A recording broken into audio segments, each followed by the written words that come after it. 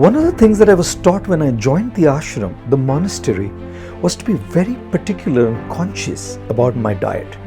And that diet referred to more than what I ate, more than the food I consumed, more than the preps I tasted, more than the intake of the nutrients that were required to mitigate my hunger and keep my body nourished and fit. A healthy diet also meant being particular about all those things that I was consuming and feeding my mind, my intellect, my inner self, my soul. It meant all those sights, sounds, smells that I was feeding my inner system. Isn't it true that all of us who want to stay fit and healthy are very cautious and conscientious about the quantity and the quality of the food we eat? Some of us may eat the right quality of food, but in the wrong quantity. Eat too less, you may end up becoming weak. Eat too much, and you may end up becoming obese. And then some of us may eat the right quantity of food, but of the wrong quality, and that could lead to health issues too. Good health is a consequence of a balanced diet, the right quality and the right quantity of food.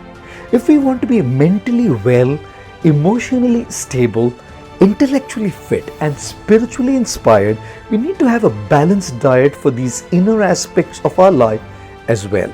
Ladies and gentlemen, if you want to be fit internally as well, here are a few tips for good mental health. Number 1, be particular about the quantum. Just as each one of us has a different capacity to eat and digest food, we also have a different capacity to process what goes into our minds. Some people can watch a horror movie in the night and still go to sleep. In fact, even snore, and the sound of that snoring may seem scarier than the sound effects from the movie. Yet others are so scared that they can't sleep. Even a tiny sound of the window can send a chill down their spine. For some people, gossip can enter through one ear and leave from the other without affecting their state of consciousness.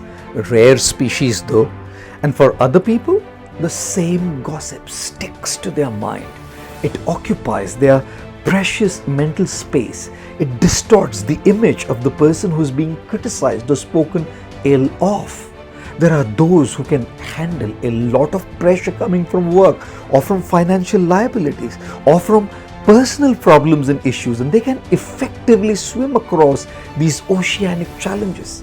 And then there are those who sink under the very same kind of pressure.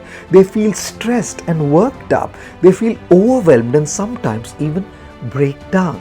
Guys, identify your digestive capacity. If you take too less, you'll never grow. You'll remain in your comfort zone, mentally weak and fragile. Step out, do more, face more, and you'll slowly become stronger. But if you exceed your capacity, you may end up in the panic zone. Your mind may just hang up like your smartphone whose memory is full. Take it easy, relax, calm down. You may need a break. You may need some comfort.